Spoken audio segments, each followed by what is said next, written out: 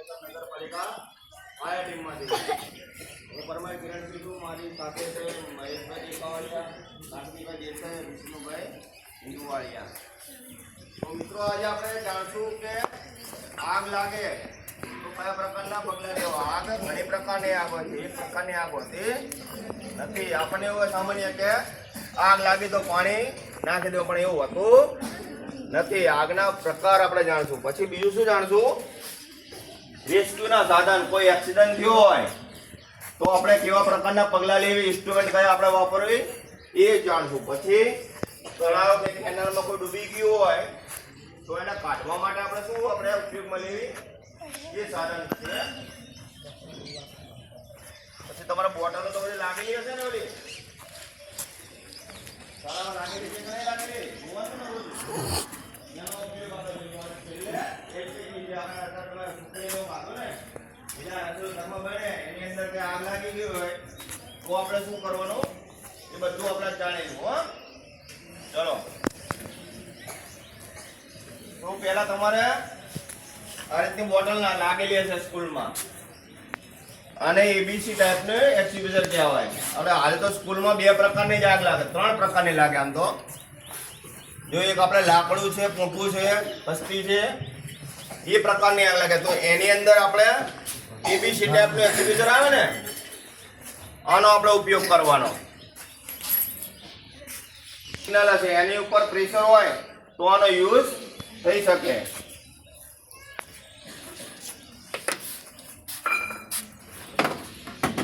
અને બીજા પ્રકાર છે CO2 નામની બોટલ.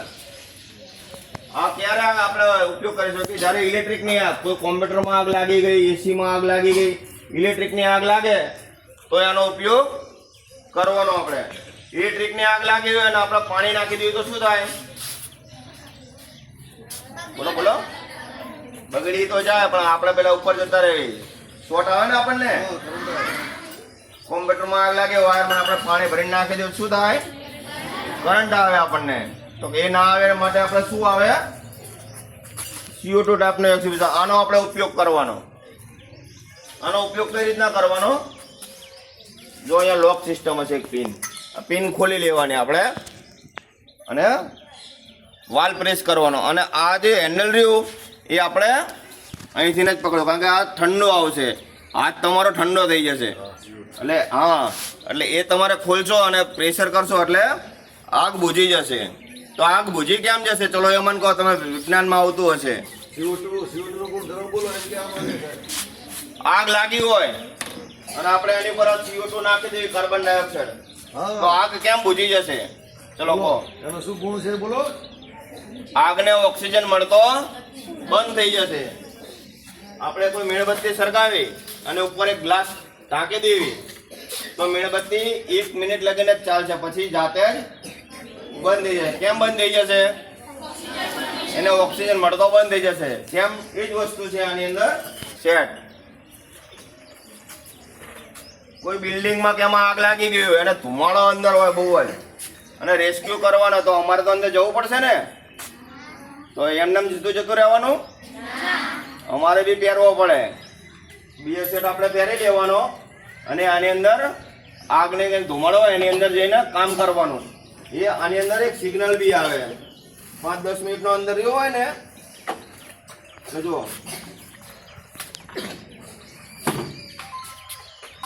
હાઇડ્રોલિક કટર છે. આપણે કોઈ બી બોડી હોય, મેટલ હોય, એને કાપવા માટે આનો ઉપયોગ આપણે કરી શકીએ. પછી કોઈ દુકાનમાં કે મકાનમાં કે એમાં આગ લાગી ગઈ હોય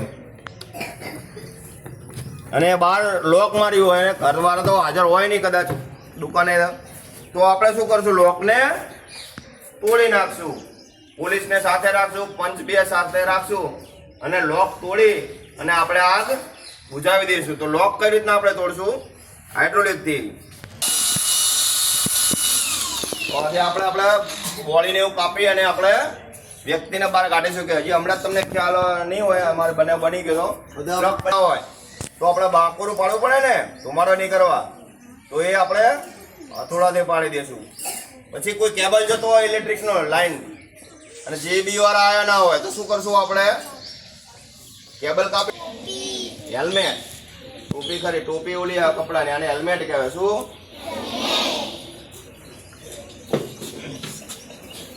પછી આને શું કહેવાય? Walkie talkie. અંદર શાળામાં અંદર આગ લાગી ગઈ હોય, અમારે ફાયરમેન અંદર હોય, અહીંયા અમે ખ્યાલ આવી જાય ને.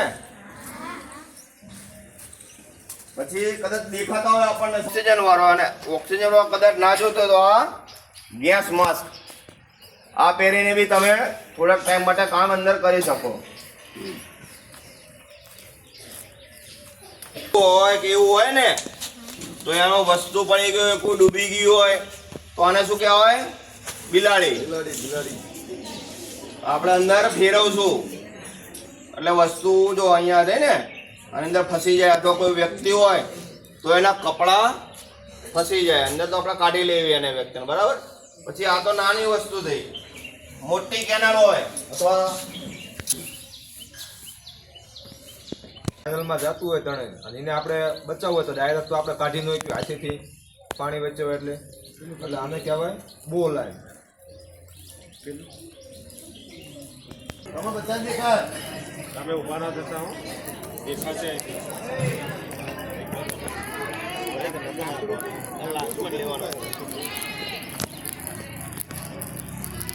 જો આ રીતની આગ લાગી ગઈ અને આપણી પાસે બોટલ છે તો એનો ઉપયોગ કઈ રીતના કરજો?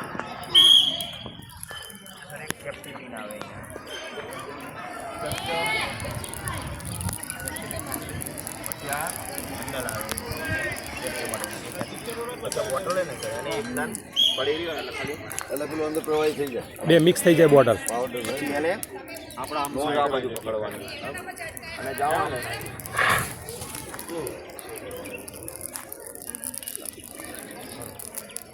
આગળથી પકડવાની. નોઝલ આગળથી પકડો સાહેબ.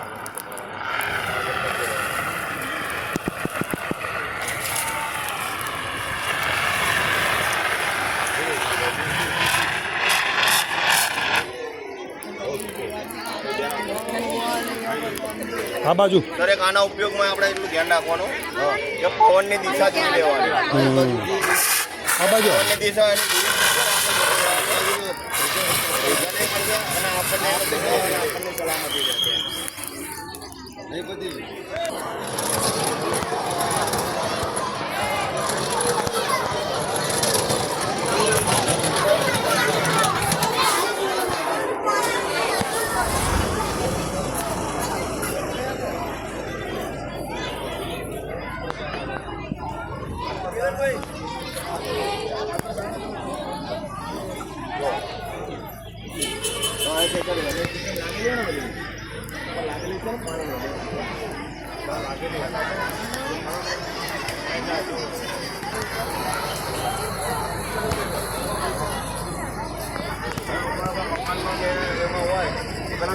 હોય એટલે ધુમાડાને આપણે બેસાડવો પડે, પછી ફાયર ફાઇટિંગ કરવાનું. ધુમાડા બેસાડવા માટે શું કરવાનું?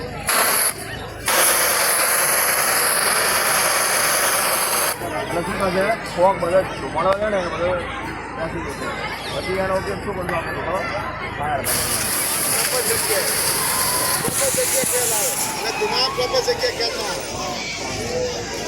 આનો ઉપયોગ કરતા શું કરવાનું? પ્રેશર હશે આ તો 0 પ્રેશર હોય, પછી તમે ઉપયોગ કરો દવા કરશો તો પાછા પડી જશે. થોડું પ્રેશર પાછા ના પડી જતા. પાછા નહીં પડવાનું. ટાર્ગેટ નહીં આપણે થોડું ધીમો પ્રેશર ધીમો જ.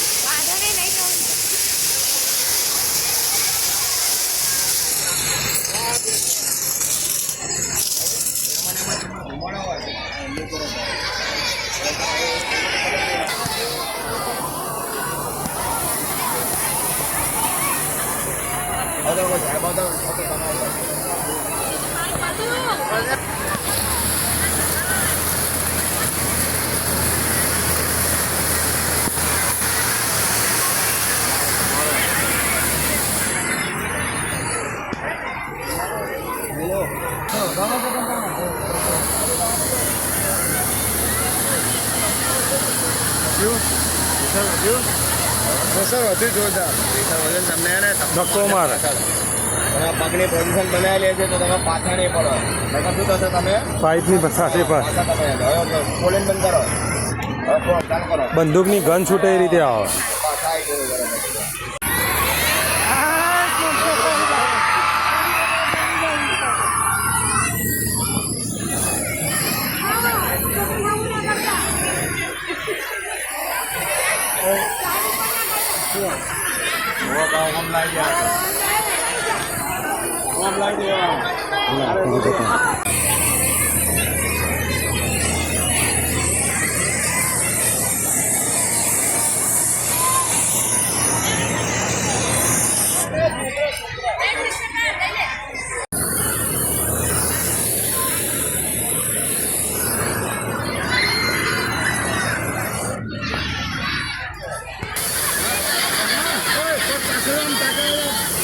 પાછળ પગામ. ચલો નેક્સ્ટ. મનીષા પાછળ ધક્કો લાગશે આમ બંદૂકની ગોળી છોડી હોય ને એટલે તો ધ્યાન રાખજો સાહેબ એને થોડો ટેક. સૌ પહેલા શું કરવાનું, બોટલ ને આપણે સુરક્ષિત જગ્યાએ લઈ જવાની. ગભરાવાનો નહીં બિલકુલ. બોટલમાં આગ લાગે તો આપણે પાસે સરિયો કેવું હોય ને તો એની મદદથી અહીંયા ભરાવી દેવાનો અને મેદાનમાં લાવી નાખવાની. પછી શું કરશો, મેદાનમાં લાવ્યા પછી લીલું કોથળો કેવું હોય એ ઢાંકી દઈશું. ઢાંકી દઈશું એટલે શું વસ્તુ હમણાં તમને શીખવાડ્યું શું થઈ જશે, ઓક્સિજન મળતો બંધ થઈ જશે એટલે આગ બુઝી જશે. અને એ પર પાણી નાખશો તો આગ બુઝાશે નહીં. જુઓ લાવે તમે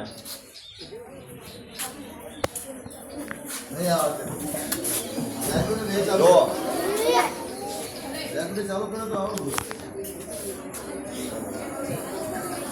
આગ લાગી ગઈ ને. હવે જો એના પાણીનો આપણે વિષ્ણુભાઈ નાખો પાણીમાં.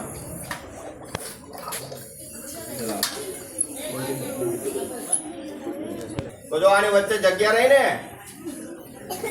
ત્યાં જગ્યા તો શું કરશું આપણે જઈને તરત હાથથી બંધ કરી દઈશું એટલે શું થઈ જશે, ગેસ બંધ થઈ જશે. ત્રણ બોટલ પતી ગયેલી લાગે છે. બંધ થઈ જાય.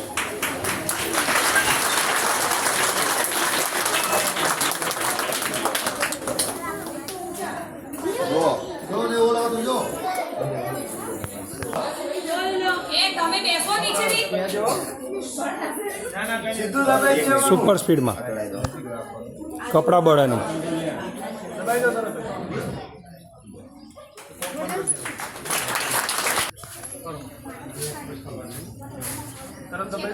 એક જ સેકન્ડમાં ઝડપથી દબાઈ મૂકી દો. બોટ થોડી કિનારે થોડેક જ ગઈ હતી અને ઊંધી વરે ગઈ, વિદ્યાર્થી બધા ડૂબી ગયા. જો આ સિસ્ટમે મેં પહેર્યું હોત તો ડૂબે નહીં. આ જેકેટ 90 કિલો વજન હોય ને ત્યાં લગીને કવર કરી શકે. અને એ ભાઈને હાલ તળાવમાં જઈને નાખી દેવી, તરતા આવડતું નહીં તો પણ એમનો જીવ બચી જશે. પછી એ ભાઈ પડી આપણા ફાયરમેન તૈયાર થઈ ગયા.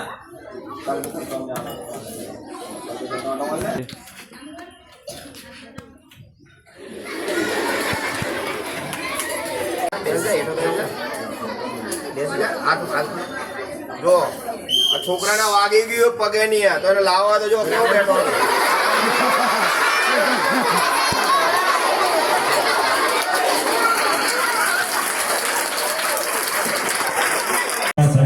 શાળા પરિવાર વતી સમગ્ર ટીમ વતી આપણે એમની ટીમનો ખૂબ ખૂબ આભાર માનીએ છીએ. ભારત માતા કી